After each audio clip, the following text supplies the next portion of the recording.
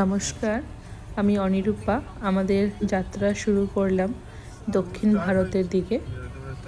এটা আমরা পুজোর সময় অর্থাৎ অক্টোবর মাসের মাঝামাঝি সময় করে যাত্রা শুরু করেছিলাম। সাঁতরাগাছি ব্রিজের ভিড় দেখতেই পাচ্ছেন, বেশ অনেক। এই ব্রিজে মাঝে মাঝে ভিড় হয়, মাঝে মাঝে ফাঁকা থাকে। আমরা প্রথম টোল ক্রস করছি, এটা হলো ধুলাগড় টোল। টোলে সবসময় ভিড় থাকে, কিন্তু মজার ব্যাপার হলো যতগুলো আমরা টোলে দাঁড়াই, যে লাইনে দাঁড়াই, সেই এখানে প্যান্ডেলটা গন্ডগোল করে। আমরা ভুবনেশ্বরের উপর দিয়ে যাব। এর আগে কোলাঘাট পেরিয়ে গেছি, সেই ভিডিওগুলো ক্যাপচার করা হয়নি। আমরা যেহেতু অক্টোবর মাসে পুজোর সময় বেরিয়েছিলাম, দেখবেন আমাদের যাত্রার পথে চারিদিকে অনেক কাশফুল দেখতে পাবেন দুদিকে। আর এটা আমরা এখন উড়িষ্যার বর্ডারে বা উড়িষ্যা পেরিয়ে গেছি বলতে পারেন। আর আমরা যেহেতু আজ এবারে অনেকটা দূর যাত্রা করছি, প্রথম দিনেই ইচ্ছা আছে 1000 কিলোমিটার কভার করার, সেই জন্য রাস্তায় কোথাও সেভাবে আমরা ব্রেক নিই। আর উড়িষ্যার রাস্তাঘাট ভালো, সুন্দর রাস্তা, কিন্তু ডাইভারশন আছে। বছর দুয়েক আগে তো আরও বেশি ডাইভারশন ছিল, এখন ডাইভারশনগুলো অনেকটাই কমেছে। তো ডাইভারশনের মুখে মুখে বেশ বাম্পার আছে। সেক্ষেত্রে কিন্তু যারা নতুন আসছেন ভুবনেশ্বরের দ্বীপটায়, তো ওই জায়গাগুলো একটু খেয়াল রাখবেন, না হলে হঠাৎ করে খুব সুন্দর করে স্পিডে আর সামনে বাম্পার চলে আসতে পারে। আর উড়িষ্যার স্পিড লিমিট কিছু থাকে, তো স্পিড লিমিট মেনটেন করাটা খুবই দরকার। তার কারণ না হলে কিন্তু এদের এই ক্যামেরায় ধরা পড়লে ভালো রকমের এরা কেস দেয়। দেখুন, আমরা এই যে সামনে ক্যামেরাটা আসছে, এরকম ক্যামেরা দেখতে পেলে কিন্তু যেটা স্পিড লিমিট, ওখানে ওই লিমিটটা মেনটেন করবেন, তাহলে আর সেইভাবে ফাইন চার্জ করার জায়গাটা থাকবে না। বাকি সময় মোটামুটি আপনার স্পিড মতো থাকুন, অসুবিধা নেই। আর এর আগে তো আমি বললামই যে আমাদের ইচ্ছা আছে প্রথম দিন 1000 কিলোমিটার কভার করার, তাই রাস্তায় আমরা ব্রেকফাস্ট বা লাঞ্চ কিছুর জন্যেই থামিনি। তার কারণ বাড়ি থেকে খাবার দাবার নিয়ে এসেছিলাম, স্যান্ডউইচ, লুচি, আলু ভাজা, আরও বেশ কিছু টুকিটাকি স্ন্যাক্স, যেগুলো আমরা গাড়ির মধ্যে বসেই খেয়ে নিয়েছি। আর টি ব্রেকের জন্য একটু দাঁড়িয়েছিলাম, আর ফ্রেশ হওয়ার জন্য মাঝে মধ্যে আমরা পেট্রোল পাম্পে দাঁড়াচ্ছিলাম, কিন্তু বাকি খুব বেশি সময় নষ্ট করিনি। তার কারণ সময় নষ্ট করলে কিন্তু প্রায় পৌঁছতে আমাদের অনেক রাত হয়ে যাবে। তবে ভুবনেশ্বরের 50 কিলোমিটার আগে থেকে 50 কিলোমিটার আগে থেকে 50 কিলোমিটার পরে অবধি কিন্তু একটু খেয়াল রাখবেন, প্রচুর এখানে কিন্তু গরু ঘুরে বেড়ায়। এই গরুর রীতিমতো হাই রোডের ওপরে বসে আছে, বা হঠাৎ করে দেখবেন রাস্তা পার করছেন। এত সুন্দর 3 লেনের রাস্তা, এবারে সচরাচর যথেষ্ট স্পিডে গাড়ি ঘোড়া যাবে, তবে সেক্ষেত্রে যদি মাঝখানে এরকম গরু পড়ে যায় খুব অসুবিধা হয়ে যায়। তো এই ক্ষেত্রে কিন্তু একটু দেখুন, বলতে বলতে আর একটা গরু পার হচ্ছে। তো এরকম গরু প্রচুর দেখতে পাবেন, এভাবে রাস্তার ওপরে থাকে। দক্ষিণ ভারতের এই জার্নিতে যখন আপনারা কলকাতা থেকে যাচ্ছেন, অন্ধ্রপ্রদেশ ঢুকছেন, তখন কিন্তু একটা ভুবনেশ্বর শহর যেটা আছে, ওখানে একটু বেশ ট্রাফিক পাবেন। আর বিজয়ওয়াড়া, ওইখানে বেশ ট্রাফিক। ওই দুটো শহর পেরোতে গেলে মোটামুটি আপনি বেশ কিছু সময় যাবে। তবে রাস্তাঘাট যেহেতু খুবই ভালো, ওয়েল মেনটেন করা, যারা লং ড্রাইভে যাবেন ভাবছেন নিজেদের গাড়ি নিয়ে, কোনো অসুবিধা হবে না। খুবই ভালো রাস্তা, খুবই ভালো পরিষেবা। আর চারিদিকে দুর্দান্ত দেখুন সিনিক বিউটি দেখতে পাবেন, সবুজে ঘেরা পাহাড়, তারপরে চারিদিকে গাছগাছালি, ভীষণ ভালো লাগবে। ছুটির দিনে এরকম বেরোলে কিন্তু এনজয় করতে পারবেন। আমরা এবারে অন্ধ্রপ্রদেশের দিকে যাচ্ছি, এগোচ্ছি, দেখতেই পাচ্ছেন পাহাড়গুলো বেশ মনুষ্য যেন কত কাছে চলে আসছে।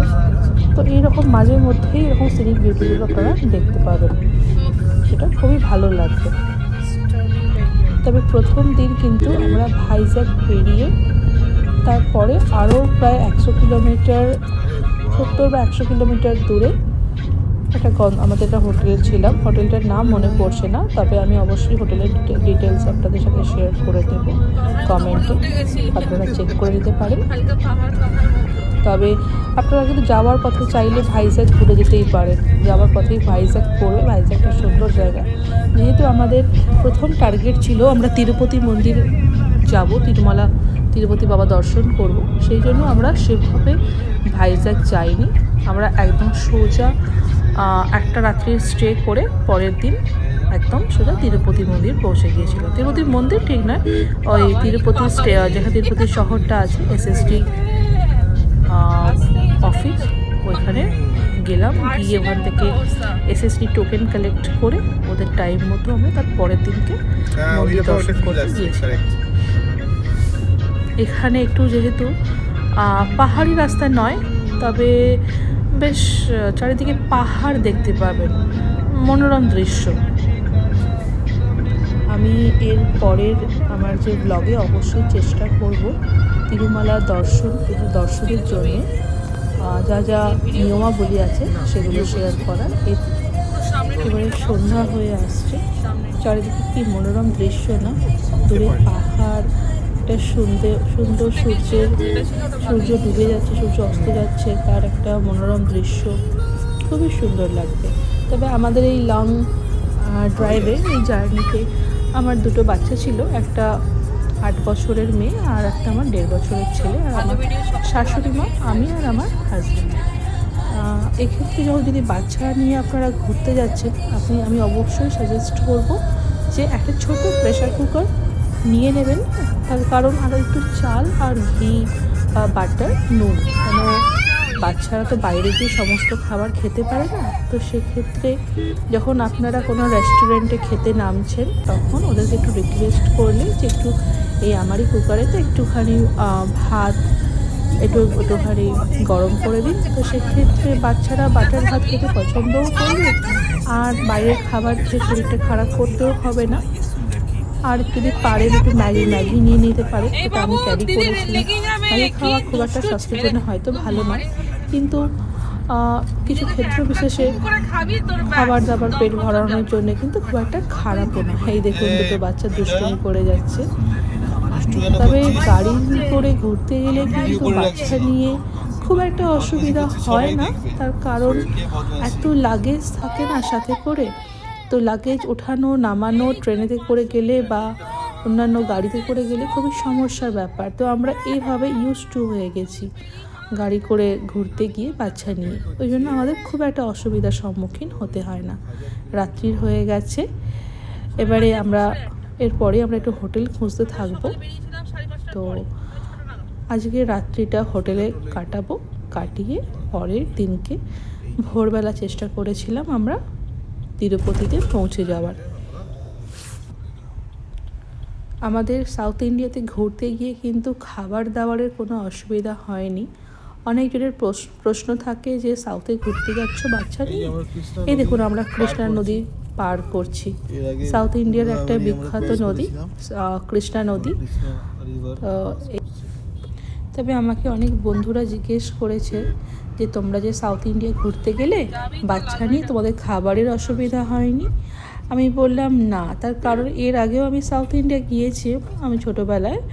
সেই সময় কিন্তু আমরা গিয়েছিলাম নিজস্ব গাড়ি নিয়ে নয়, গাড়ি ভাড়া করে গিয়েছিলাম। তো সেখানে ড্রাইভাররা চেষ্টা করে তাদের নিজস্ব পছন্দ মতো হোটেলে দাঁড় করিয়ে সেখানে রেস্টুরেন্টে খাওয়াতে। তো সেক্ষেত্রে কিন্তু নিজস্ব পছন্দের ব্যাপারটা অনেকটাই কমে যায়। আর নিজস্ব গাড়ি নিয়ে গেলে আমরা নিজেদের মতো রেস্টুরেন্ট খুঁজে, পাঞ্জাবি ধাবা খুঁজে সেরকম জায়গায় খাওয়া দাওয়া করেছি। তো খুব বেশি কিন্তু আমাদের ওই টক জাতীয় খাবারগুলো খেতে হয়। এখানে তো অবশ্যই ইডলি বা আপনার আরও যা সাউথ ইন্ডিয়ান ফুডগুলো আছে ঠিকঠাক দোকানে দাঁড়িয়ে নিতে পারলে কিন্তু খুবই ভালো লাগবে। আমরা তো ফেরার সময় আমরা চিকেন বিরিয়ানি খেয়েছিলাম সাউথ ইন্ডিয়া থেকে, খুব ভালো, ওদের নিজস্ব স্টাইলে বানিয়েছিল, কলা পাতার মধ্যে দিয়েছিল খাবারটা। আমাদের কলকাতা স্টাইলের বিরিয়ানি নয়, ওদেরই মতো, কিন্তু টেস্টটা অপূর্ব করেছিল, হালকা একটু টক ছিল আর খুব সুন্দর ওদের মশলা দিয়ে একদম পারফেক্ট দম বিরিয়ানি যাকে বলা হয় সেই রকম। এই দেখুন রাস্তার মাঝখানে কি সুন্দর ফুল গাছ দিয়ে মেনটেন করে রেখেছে ওরা, কারণ রাত্রিবেলা যখন এই পাশ থেকে গাড়িগুলো আসে চোখে লাইট যাতে না লাগে সেই জন্য হাই রোডের মাঝখানে সুন্দর গাছগাছালি দিয়ে রেখে দিয়েছে। খুব সুন্দর ফুল গাছগুলো। আমরা তো মাঝে মাঝে এত ফুল গাছ দেখতাম রোজ যখন আমরা বেরোতাম আমাদের নেক্সট গন্তব্যের উদ্দেশ্যে, তখন ফুল নিয়ে আমাদের গণেশ ঠাকুরের পায়ে দিয়ে দিতাম। আর আমরা এর আগে লাদাখ গিয়েছিলাম, তখন দিল্লির ওপর দিয়ে গিয়েছিলাম। যখন দিল্লি গিয়েছিলাম তখন কিন্তু চারিদিকে অন্যরকম একটা সিনারিও ছিল। ওখানে একটু অনেক রকমের রেস্টুরেন্ট, বার, মানে রেস্টুরেন্ট বেশ ভালো ভালো নর্থ ইন্ডিয়ান রেস্টুরেন্ট, বার, বেশ হাইফাই রেস্টুরেন্ট পেয়েছিলাম। কিন্তু এখানে আমরা সাউথ ইন্ডিয়ান ট্যুরে কিন্তু চারিদিকে প্রচুর সবুজে ঘেরা সব চাষ আবাদ করছে, নারকেল গাছ প্রচুর পেয়েছি, যাকে বলা হয় সুজলাং সুফলাং যে আমরা বলি আমাদের দেশ, এখানে কিন্তু সেই রকম সিনিক বিউটি পাবেন। তবে আমাদের ভারত কিন্তু বৈচিত্র্যময় দেশ, ওই জন্য আমরা যখনই গাড়ি করে এরকম লং জার্নিতে যাই তখন চারিদিকে এরকম সুন্দর সুন্দর সিনিক বিউটিগুলো দেখি আর মন ভরে যায়। ভাবি না আমাদের তো বিদেশে হয়তো সুন্দর লাগতেই পারে, কিন্তু আমাদের দেশ কিন্তু বিদেশ থেকে খুব বেশি কিন্তু কম সুন্দর নয়, খুবই সুন্দর। একবার বেরিয়ে পড়ুন না গাড়ি নিয়ে, ভীষণ ভালো লাগবে। এই সময়টা আমাদের খুব তাড়া ছিল, খুব তাড়াতাড়ি গাড়ি চালিয়ে আমরা যাচ্ছিলাম সোজা তিরুপতি শহরের SST যে টোকেন কাউন্টার আছে সেখানে। তার কারণ তিরুপতি মন্দির যেতে গেলে অনলাইন টিকিট বুকিং করে যেতে হয়, যাতে আপনি খুব বেশি যাতে ভিড় বা সময় নষ্ট না হয়, অনেক লাইনে যাতে দাঁড়াতে না হয়। কিন্তু আমাদের কাছে অনলাইন টিকিট আমরা বুক করতে পারিনি, সেভাবে প্ল্যান করিনি। আর যখন বুকিং করতে গেলাম তখন ফুল টিকিট, পুরো ফুল সিট বুকড ছিল।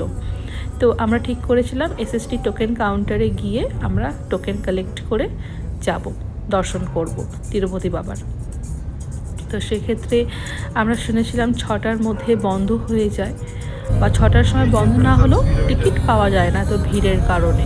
তো আমার টার্গেট ছিল 4টে থেকে 6টার মধ্যে পৌঁছে যাবার তিরুপতি শহরে। তারপরে সেখান থেকে SST টোকেন কালেক্ট করে আমরা মন্দির দর্শন করব।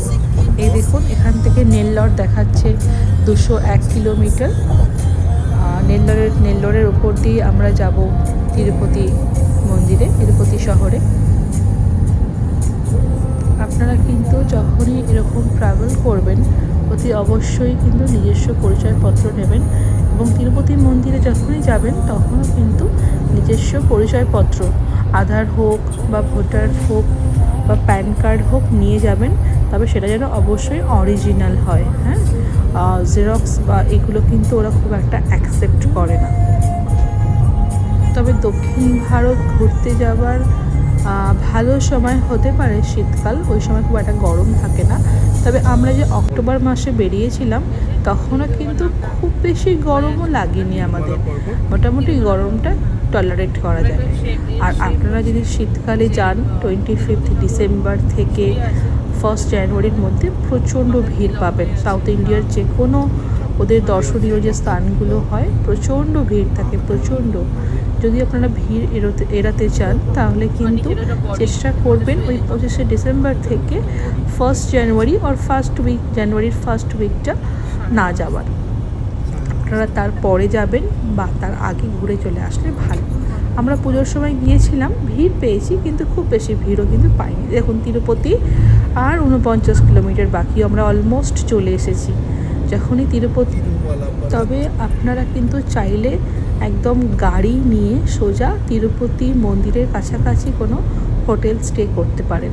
তবে আমরা কিন্তু তিরুপতি মন্দিরের সামনে কোনো হোটেলে স্টে করিনি, আমরা একদম নিচে যে তিরুপতি শহর আছে সেখানে স্টে করেছিলাম। তার কারণ হচ্ছে তিরুপতি বাবার মন্দির দর্শনের আগে একটা চেকিং পয়েন্ট পড়ে, সেখানে কিন্তু আপনার সমস্ত লাগেজ বের করে মানে আপনাকে ওই চেক করে তারপরে আবার ওটাকে রিস্টক করে যেতে হবে। তো সেক্ষেত্রে আমাদের বাচ্চা কাচ্চা, আমার বয়স্ক শাশুড়ি মা ছিলেন, অনেক রকমের ঝামেলা হয়ে যাবে। এই জন্য আমরা হোটেলেতে আমার সমস্ত নিচে তিরুপতি শহরের কাছে সমস্ত লাগেজ রেখে, তিরুপতি শহরে যে হোটেলে ছিলাম সমস্ত লাগেজ রেখে আমরা পরের দিনকে, পুরো গাড়ি খালি ছিল সেভাবে গেছি। চেকিং পয়েন্টে যে সময় নষ্ট হয়নি, খুব তাড়াতাড়ি জাস্ট ফটাফট ওরা দেখলো যে আমাদের ডিকি খালি আছে, নিয়ে গেলাম। এই দেখুন তিরুপতি শহরের দিকে যাচ্ছি আমরা, আস্তে আস্তে এগোচ্ছি। কি সুন্দর দূরে পর্বতমালাগুলো দেখা যাচ্ছে, তো এরকম খুব ভালো লাগবে। এই দেখুন আমাদের এসএসটি টোকেন কাউন্টার থেকে টোকেন আমরা কালেক্ট করেছি। আমার ছেলে আর মেয়ের নেই, কেন ওরা 8 বছরের,